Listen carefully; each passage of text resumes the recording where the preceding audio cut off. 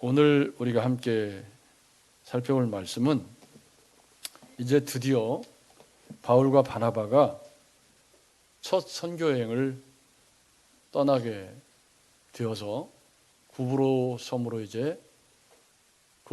첫 선교지로 삼아서 선교 여행을 떠나 이야기입니다. 근데 여러분, 이 선교 여행이라는 게 누가 나를 기다려 주거나 어디서 나를 환영해 주는 데가 어디 있는 게 아니잖아요. 예정된 곳도 없고 어디로 가야 할지도 알 수 없고 가서 누구를 만날지 어떤 상황을 만날지 여기서부터가 다 난관입니다. 여러분 그렇지 않습니까? 아니 차라리 어디로 가라 이렇게 얘기가 돼 있으면 그럼 안디옥에서 파송을 받았으니까 뭐 거기서 바울과 바나바가 상의를 해가지고 어디로 거쳐 가자 뭐 이런 계획이 있었는지는 모르겠지만 성경에는 그게 나타나지 않습니다.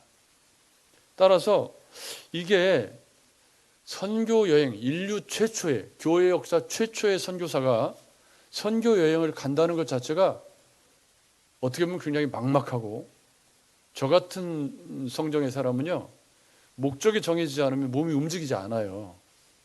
그러니까 막연하게 뭘 하는 걸 너무 싫어하는 성격이라 무엇을 해야 된다가 정확하게 정해져야 이게 에너지가 나오지 어디로 가야 될지 모르는데 가라고? 어디로 가? 가기가 어렵잖아요. 그런데 사실 오늘 이 선교 현장에서 바울과 바나바를 기다리는 것이 뭐 그들을 따뜻하게 환영해주고 뭐 열렬히 뜨겁게 뭐 해주는 그런 현장이 아니라 누가 그를 기다리고 있냐면 어떻게 하든지 그를 방해하려고 하는 박수 엘루마가 그를 기다리고 있더라. 이게 이제 그들이 가야 하는 길이고 그들이 만나는 삶의 현장이라는 점을 우리가 기억하면서 우리가 주의해서 보아야 할 것은 어떻게 그런 상황을 이 사람들이 이겨나가고 있는가. 똑같은 이유를 들어서 우리가 살아가는 삶의 현장에 우리의 삶이 날마다 유토피아가 아닙니다. 그죠? 살다 보면 솔직히 말하면 어려운 일이 더 많지 행복한 일이 더 많지는 않습니다. 여러분 그렇죠? 산다는 건 이렇게 산다는 것이 황홀하다. 그리고 사는 사람이 몇이나 있겠습니까? 그런데 문제는 그 똑같은 상황을 일할 수 있음에 감사하면서 어려움도 있어야 행복도 있지 하면서 긍정적으로 까똑이고 이거 좀 끄면 안 되나? 그렇게 살아가는 사람에게는 어려움이 아닌 거죠. 왜냐하면 어려움도 인생의 한 부분으로 재미로 삼고 살아가는 사람도 있고 어떤 사람은 아주 그냥 사는 게 징글징글한 거예요. 다 어려워. 심지어는 아침에 일어나서 손 씻고 머리 감는 것도 힘들대. 가끔 그런 사람도 있죠.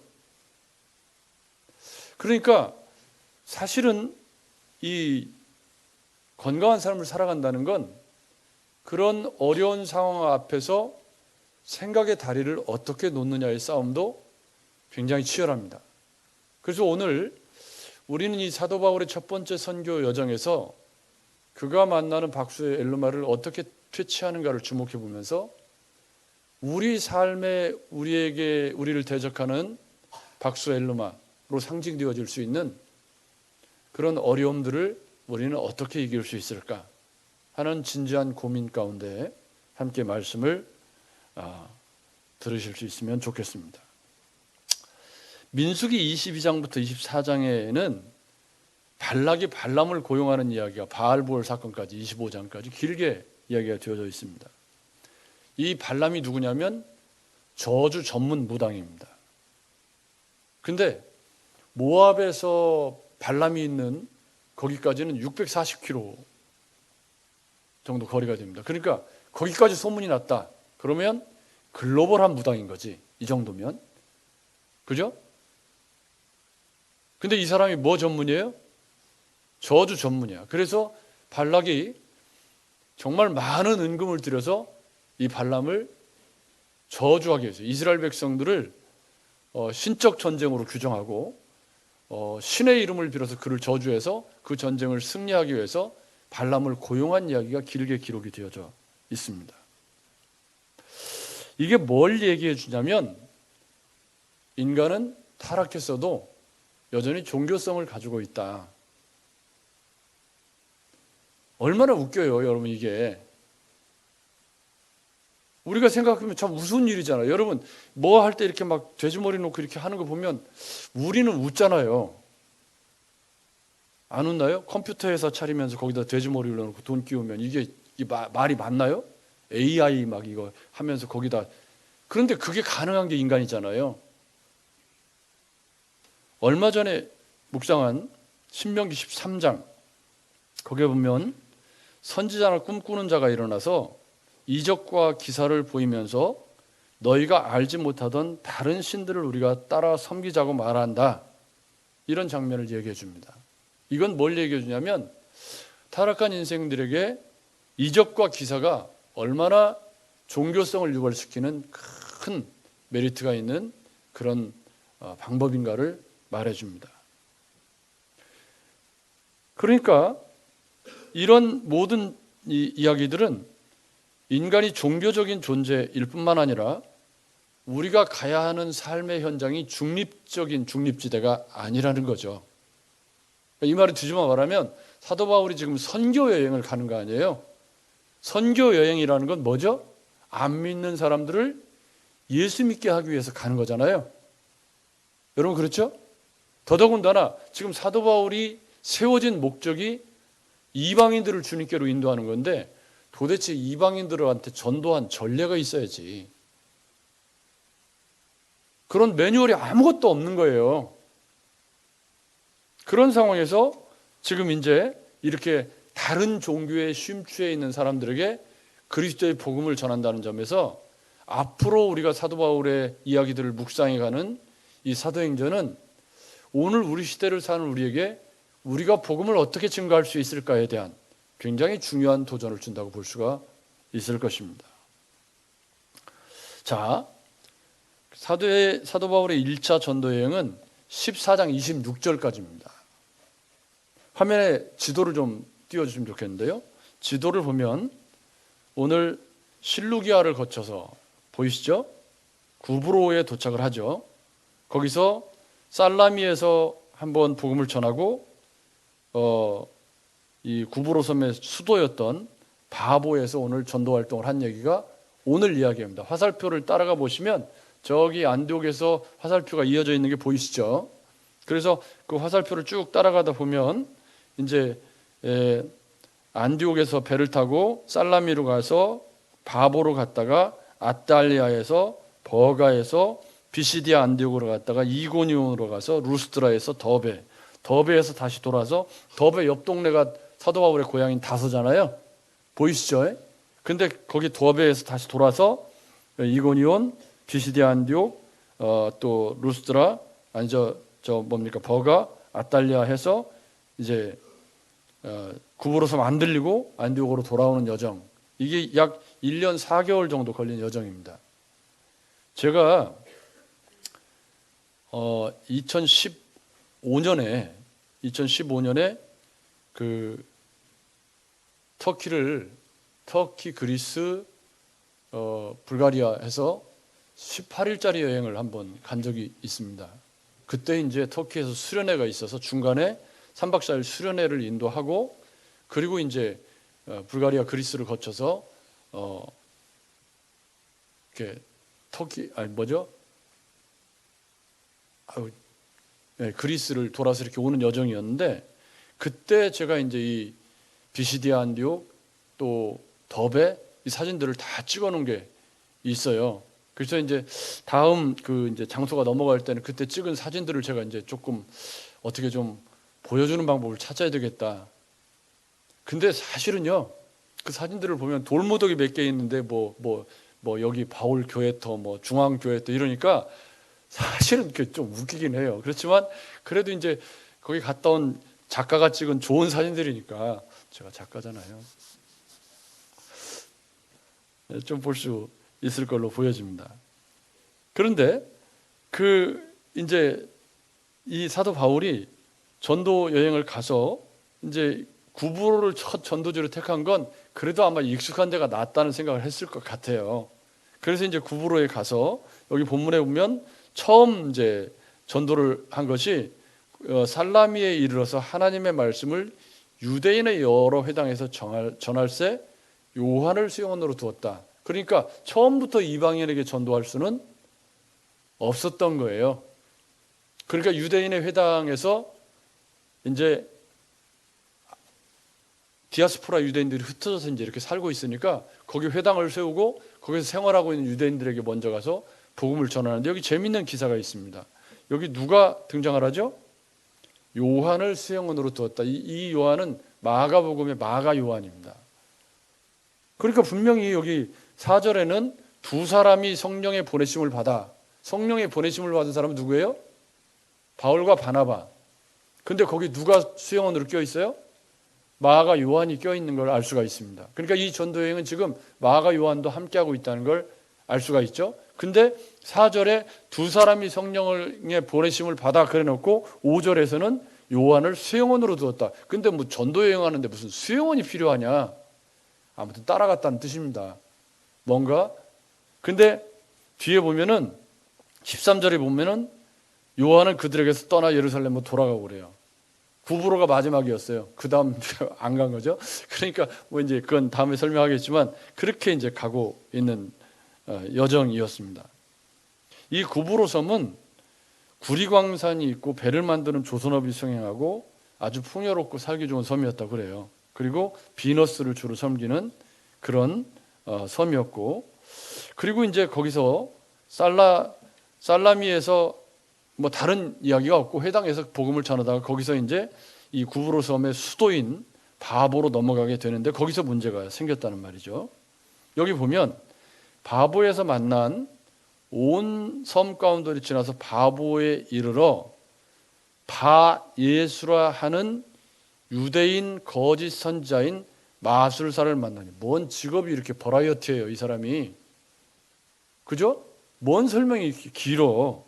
바예수, 이 바예수라는 말은 예수의 아들 혹은 여호수아의 아들이라는 뜻이라고 그래요. 이름이 아주, 그러니까 이 말은 이 사람이 유대인이라는 뜻이에요. 유대인인데 이름이 예수의 아들이라는 이름을 가진 그런 유대인인데 이 사람의 직업이 뭐냐면 박수예요. 박수. 마고스라는 말은 그 마술사, 주술적인 치료 행위를 하는 그런 마술적이고 주술적인 진언을 하는 사람을 마술사라고 그래요. 그리고 앞에 설명이 수식어가 또 뭐 있죠? 거짓 선지자. 그러니까 거짓 선지자라는 이름을 붙은 거 보면 이 사람이 선지자인 척 하고 있는데 이름은 또 예수의 아들이라는 이름을 가지고 있는데 하는 행동은 뭐라는 거예요? 마술적이고 주술적인 그런 진언을 통해서 사람들의 마음을 빼앗는 그런 행위를 하고 있는 사람이라는 거죠. 근데 레위기 20장 27절에 보면 남자나 여자가 접신하거나 박수무당이 되거든 반드시 죽일지니 곧 돌로 그를 치라. 그들의 피가 자기들에게로 돌아가리라. 아멘. 그러니까 하나님께서 구약에서 이스라엘 백성들에게 하나님의 백성들이 박수가 되면 그거는 뭘로 보신 거죠? 돌로 쳐서 죽여야 할 가증한 것으로 보신 거예요. 우리가 엊그제 묵상했던 신명기에서도 똑같은 말씀이 나옵니다. 신명기 18장 11절에 진언자나 신접자나 박수나 초혼자를 너희 가운데 용납하지 말라. 근데 여기 바보들만 살아서 그래. 이걸 개그라고. 이 바보 섬에는 진짜 바보들만 사는 건지 아니면 몰라서 그랬다고 보기는 어렵습니다. 유대인들이 거기다 회당을 세울 정도로 열정적이었기 때문에 이 사람들이 이 진언자나 마술사를 용납하지 말라는 레위기나 신명기의 말씀을 몰랐다고 보기는 어려워요. 그러면 이 사람의 위세가 그럼에도 불구하고 지대한 영향력을 끼칠 만큼 강력한 것이었다는 것을 말해주는 겁니다. 더더군다나 이 사람은 총독과 직접적으로 연결이 되어 있는데, 이 구브로 섬의 총독이라는 말은 우리 본디오 빌라도가 유대의 총독이었잖아요. 그런 것처럼 이 구브로 섬의 총독이라는 말은 로마로부터 파송받은 이방인이라는 뜻이고요. 그리고 본디오 빌라도처럼 구브로 섬을 통치하는 행정의 수반이라는 의미입니다. 근데 이 사람이 그 사람하고 연결이 되어 있는 거예요. 여기 보면 그가 총독 서기오 바울과 함께 있으되 그럽니다. 그러니까 총독 서기오 바울과 함께 있다는 말은 이 사람이 누구를 등에 업고 있다는 뜻이죠? 네, 총독을 등에 업고 있다는 뜻이에요. 종교와 정치가 만나면 최악의 조합이 됩니다. 항상. 근데 이 사람이 이제 바울이 와서 이렇게 복음을 전하는 상황에서 이 사람이 하나님의 말씀을 듣고자 했다는 거예요. 그러니까 이 박수 엘루마가 어떻게 하든지 그것을 하지 못하게 하기 위해서 애를 쓰고 있다. 그러니까 선교에서 처음 만나는 상황이 어떤 상황이냐면 이 서기오 바울이 이방인으로서의 첫 열매가 될 가능성이 있는 사람인데 지금 그것을 누가 방해하고 있죠? 유대인인 바 예수라는 이름을 가진 거짓 선지자가 집요하게 방해를 하고 있다. 여러분, 우리가 그리스도인으로서 이 세상에 산다는 것은 이렇게 중립지대에 복음이 전해지는 게 아니고 다른 무엇인가를 믿고 살아가는 사람들에게 하나님의 복음을 전하는 거죠. 이 사도 바울과 바나바가 처음 선교여행을 떠났고, 더 재밌는 건 바나바는 선교여행을 떠나는 순간 바나바의 이름이 나오나요? 본문에 안 나오나요? 안 나오죠? 아, 이 바나바는 헬퍼형이었구나, 도와주는 그런 성정을 가진 사람이구나 하는 걸 알 수가 있습니다. 그러니까 바울이 훨씬 더 조금 좋은 말로 하면 열정적이고 그런 거고 더 앞에 나서서 일을 하고 있는 걸 볼 수가 있습니다. 근데 모든 연배나 모든 경륜이나 이런 모든 것을 볼 때 누가 해야 되죠? 바나바가 해야 될 것 같은데 본문을 보면 바나바 있어요, 없어요? 없어. 바나바는 없고 누구만 나오죠? 사도 바울만 나와요. 이게 아마 바울의 성품을 이야기해 주는 것 같기도 하고, 또 바나바가 왜 바나바인가? 저도 어디 이렇게 가면 제일 앞에 가는 걸 별로 좋아하지 않아요.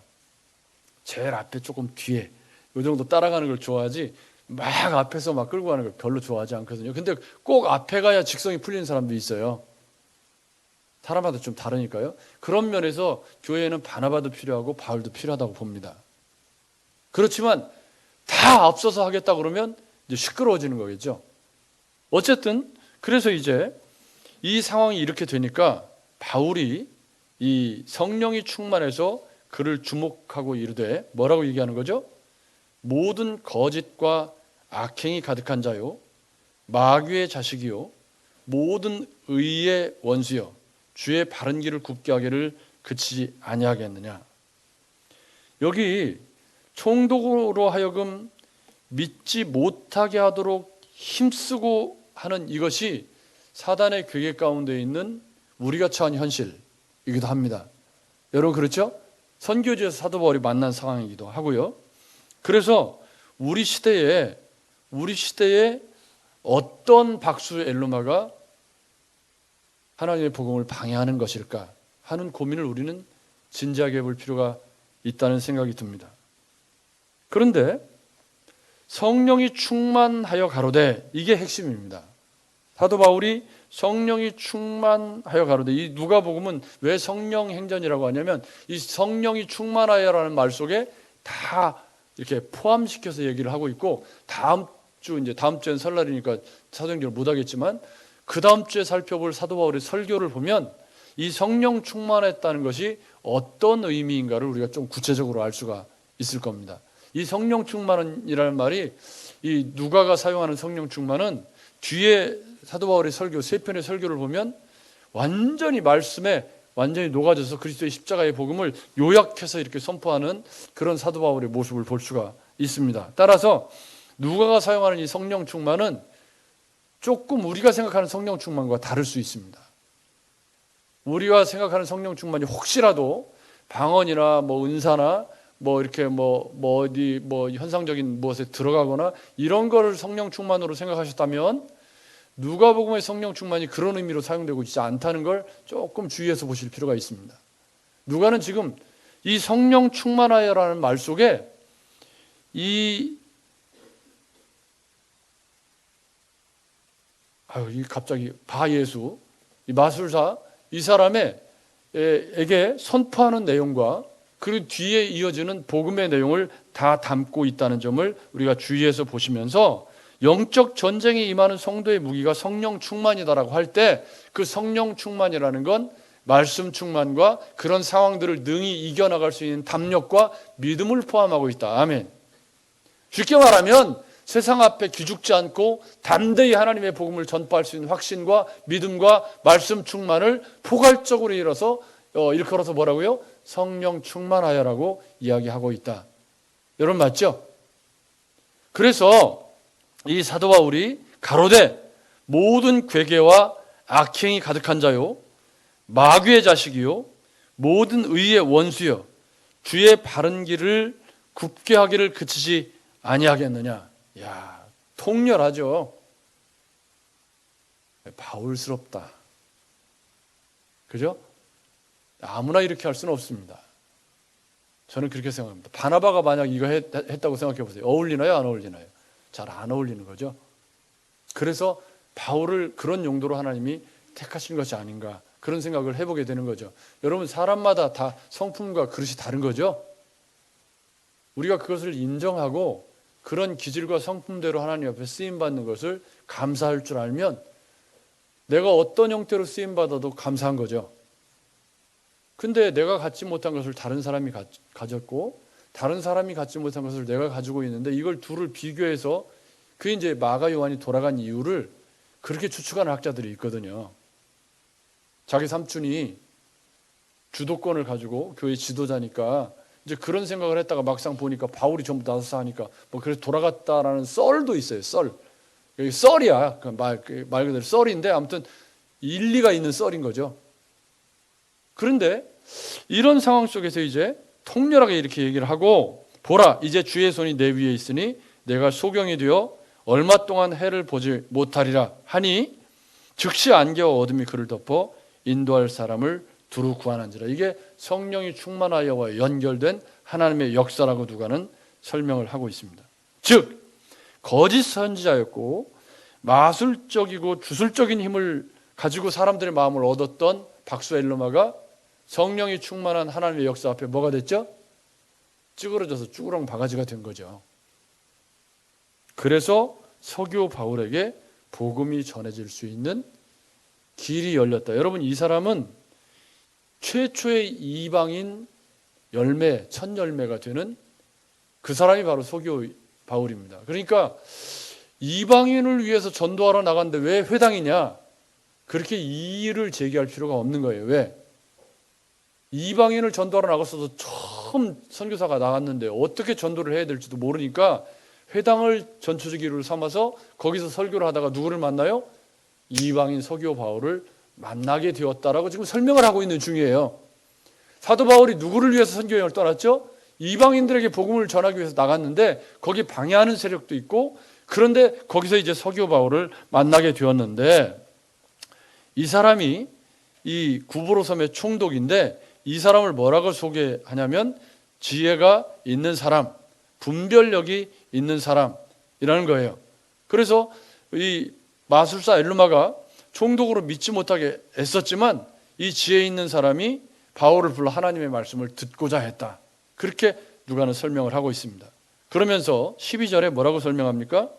이에 총독이 그렇게 된 것을 보고 믿으며 주의 가르치심을 놀랍게 여겼다. 여기 믿으며라는 말이 사도행전에서 믿는다라는 말은 예수 그리스도를 구주로 영접하여 그리스도인이 되었다는 의미로 주로 사용이 되고 있습니다.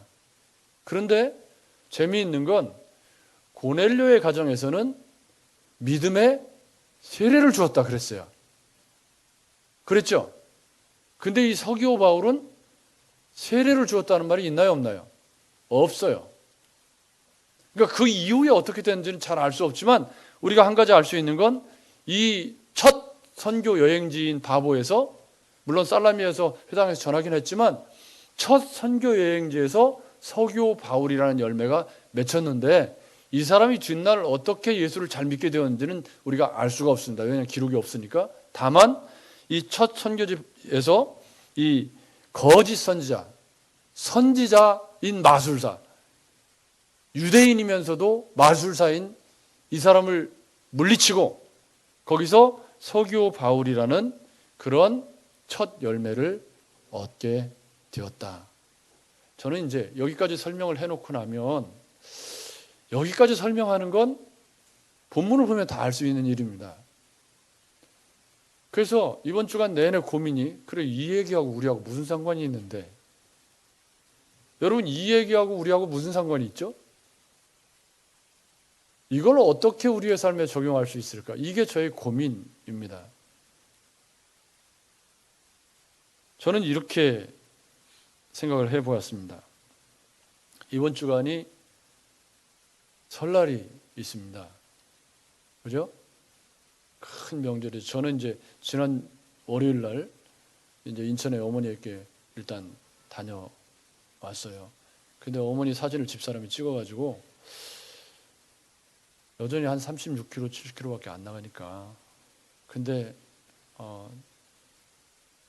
올해 가서 뵀더니 머리가 많이 빠지셨고 뭐 좀 그래서 참 마음이 많이 안 좋더라고요. 근데 뭐 다 인생이 가는 길이긴 하지만, 근데 이제 지난번에는 이제 제 동생이 이제 총과 쓸 때 제가 가서 뵀을 때는 어머니가 자동 리와인드로 한 30여 번을 야 정상이 어떻게 됐다냐 계속 한 2, 3분 간격으로, 이번에는 제가 가서 앉아있는 동안에 또 계속해서 리와인드를 하시는 거예요. 야 희태 여자친구 있다냐? 희태 결혼한다냐? 아니 그래갖고 같은 얘기를 제가 이제 처음 들은 것처럼 계속 아니요 뭐 잘 모르겠어요. 아주 다양한 레파토리로 대답을 계속 앉아있는 내내 한 2, 3분 간격으로 계속 물으시는 거예요. 물었는지 잊어버리시는 거죠. 잊어버리시고 야 희태 요즘 소식 없다냐? 아무튼 질문이 비슷한데 아무튼 말 조금씩 바꿔 계속. 우리 아들이 그래갖고 제가 아들한테 전화를 해가지고 할머니 바꿔줬어요. 그랬더니 아들이 할머니한테 올해는 어떻게 해볼게요. 저도 기대하고 있습니다. 그런데 이 명절에 우리가 가족들에게 돌아갈 거 아닙니까? 거기를 사도 바울이 간 바보와 같이 여겨보면 어떨까? 물론 거기서 뭐 우리가 서교 바울도 만날 수 있고, 또 박수 엘루마도, 가족 중에 박수 엘루마가 있다고? 뭐 그럴 수도 있죠 뭐. 그런데 더 주목해야 할 것은 그 우리를 보내신 삶의 자리에서 우리가 사도 바울과 같은 영향력을 끼치며 성령에 충만해서 잘못된 복음을 가진 사람을 물리치고 서교 바울이라는 영혼을 얻을 수 있는 성령 충만한 그리스도인으로 그 자리에 가 있느냐. 이것이 우리가 고민해야 할 첫 번째 문제라고 저는 생각을 합니다. 우리가 명절에 가는 가족들뿐만 아니라 우리가 살아내야 하는 삶의 자리에서 우리는 세상에 보냄받은 선교사로서 살아야 하는 책임이 있다는 말이죠. 여러분 그렇죠? 저는 사실 제가 만나는 사람들도 거의 다 목사고, 뭐 아파트에서 엘리베이터에서 만나는 사람 말고는, 그것도 엘리베이터에서 만나는 사람도 8층 사람, 4층 사람은 예수 믿는 사람들이에요. 그 예수를 잘 믿어서 제가 참 귀하게 보는데, 또 목사님도 계시고. 그러니까 근데 여러분이 계시는 곳은 안 믿는 사람들도 굉장히 많잖아요. 여러분 맞죠? 거기에는 분명히 이 박수 엘루마와 같은 그런 사람도 있을 것이고요. 그럴 때 우리가 그런 우리의 삶의 자리에서 또 설날 명절에 우리가 보냄받은 그런 우리의 가족들을 만났을 때 어떤 영향력으로 그들에게 다가가서 어떤 변화를 창출해낼 수 있는 능력이 있는 그리스도인이 될 것인가. 이 모든 단어의 핵심 키워드가 뭐죠? 성령이 충만하여. 누가? 사도 바울이. 여러분, 제가 그래서 성령이 충만하다는 말이 포괄적인 의미라는 사실을 제가 일부러 길게 설명을 해드린 거예요.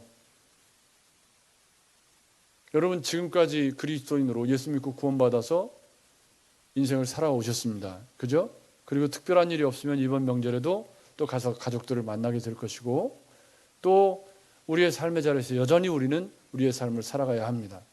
거기가 구부로 섬인지 바보인지 아무튼 우리가 사는 삶의 자리가 우리도 보내진 삶의 선교사로서의 자리인 거죠.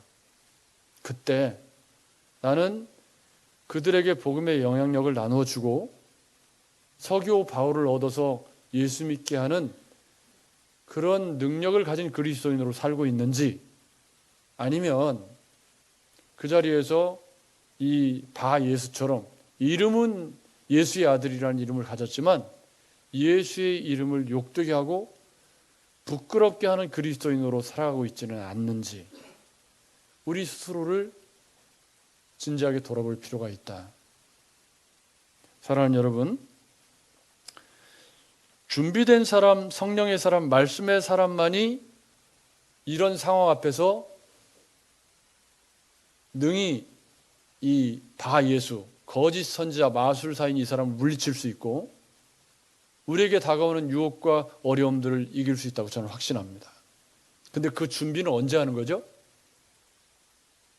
그 준비는 지금 하는 거예요. 매일매일 우리에게 주어져 있는 평범한 일상 속에서 매일 말씀으로 하루를 열고, 제가 요즘에 굉장히 주목하고 있는 건 뭐냐면, 그리스도인으로서 아침에 하루를 열 때 오늘 하루를 하나님께 내게 선물로 주셨구나 하는 감사가, 하나님께서 새로운 날을 또 내가 일할 수 있는 건강한 몸과 마음으로 하루를 내게 선물로 주셨구나 하는 감사가, 그리스도인 첫날을 아침을 딱 열 때 그런 감사로 하루를 열고, 그리고 그 감사한 마음으로 하나님의 선물인 시간을 낭비하지 않기 위해서 뭔가 건설적이고 적극적이고 열정적으로 삶을 개발하고 지루할 틈이 없이 삶을 역동적으로 살아가는 노력이 필요한데, 그 삶 가운데 여기 사도 바울의 열정이 들어있다고 저는 확신합니다. 성령 충만한 사람으로서 사도 바울이 이렇게 선교여행을 떠나서 영향력을 끼치고 서교 바울이라는 열매를 얻었던 것처럼, 설 명절에 저와 여러분들이 준비된 사람, 성령의 사람, 말씀의 사람으로서 만나는 가족들에게 바울과 같은 존재가 되시기를 주의 이름으로 축복합니다. 또한 우리의 일터에서 우리의 존재가 사도 바울과 같이, 그렇지만 바나바도 저는 필요하다고 생각해요. 말없이 뒤에서 섬겨주는 사람. 본문에 바나바가 없잖아요. 말하는 스피커로서의 사도 바울도 필요하지만 뒤에서 묵묵히 섬겨주는 바나바도 너무 귀하죠. 바나바가 됐던 바울이 됐던 성령 충만한 그리스도인으로서 명절의 가족들에게 또 우리의 삶의 자리에서 그리스도의 복음을 드러나게 하고 영향력을 끼치는 그리스도인으로 승리하시는 저와 여러분들이 되시기를 주의 이름으로 축복합니다. 좋으신 하나님,